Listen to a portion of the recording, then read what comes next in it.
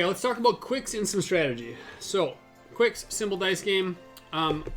What I think is really a few different ways to play Qwixx is to focus on one color and to try to push that to the finish as fast as possible. I think this is an interesting, fun strategy to take. You're kind of pushing your risk, you know, like should I mark the number or not? But you do sort of, like what I found is that you sort of set the tone at the table. People think they need to play catch up. They start making bad decisions. So that's kind of what my strategy has evolved into a little bit in Qwixx, is like get a little bit chatty at the table and, you know, show people that I'm willing to take some big leaps. Sometimes it's starting out with like a 9 and an 8, and then people are like, oh my gosh, are you kidding me? So that is kind of strategy number one, is kind of like pacing. Whether you think the game is going to be long-term, trying to read the game situation. Number of players obviously affects that, but how long do you think the game is going to last? How much room do you think you need to leave yourself? You don't want to score those negative 20 penalty points like I did there. So I think you want to end the game at the right time, where you're not going, you know, extending yourself and scoring and marking those penalties. But you also don't want to be so hesitant that you don't make any marks. And so you kind of want to like be in the middle a little bit. That said, if you are pushing, and like I like to do, at least pushing on one color, and if you are able to lock, I don't push usually if I can't get 5 marks there, so I'm trying to make sure I can push to 5 and then try to lock something. You have a huge advantage. You would take a die out of play. People may have been completely avoiding that color, and then all of a sudden, like, they have, you know, 33% less choices, really, when it comes down to.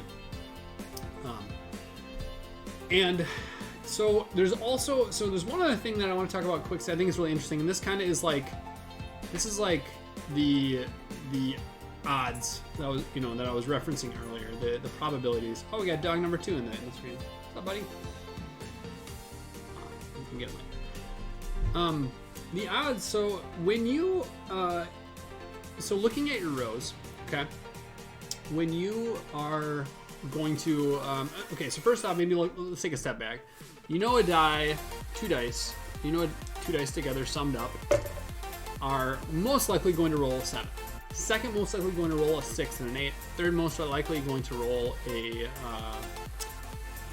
5 and a 9, just based on the probabilities, the number of sides that add up, sum to that number. So 7 is the most common number, okay? So that's a really important distinction here. Because not every number is going to come up at the same rate, having your sheet kind of walled off in the middle, where you have all of your, you know, rows filled up, and you need a bunch of 7s, is a kind of a terrible idea. Now, sure, 7s are the most likely thing to come up, but when something else does come up, you want to be able to take advantage of it, because it's not going to come up as often as those 7s. So really, I think like kind of that sheet separation, and having one color that's pushing a little forward, one color that's lagging a little bit behind, it gives you more flexibility long term, particularly because these white dice can be used on any color, right? Now, if it were just colors and no white, then I think that kind of changes up. But the fact that you can use those 2 white dice summed anywhere in any of the rows, makes that a really important kind of next level strategy in this game, is like reading your own board and knowing when to place that mark or not. And sometimes that is actually when not to place the mark, not just when to place the mark. So when you shouldn't place the mark, in my opinion, if I am going to skip one number, totally fine. If I'm right next to it, totally fine. If I'm skipping 2 numbers, all of a sudden I'm like, well, does that make sense or not? Like, that's pushing me pretty far forward. So that's kind of an important risk assessment that you need to make.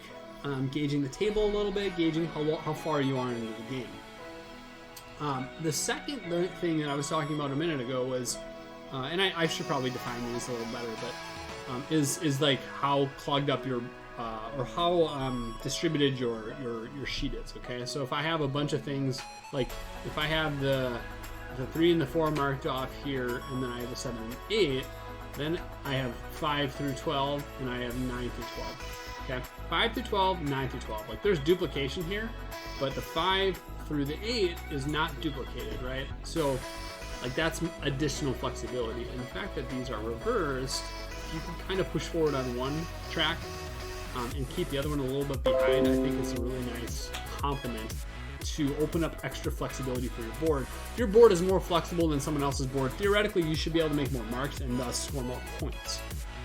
So that's a little bit of kind of the strategy that I'm picking up on Qwixx. I'd be super interested to hear if you have other master level strategies or picking up other things that I'm missing, because you know, of course, like the more and more you play these games, the more you start to you know, really get into the dirty details of them and start to see what becomes really powerful.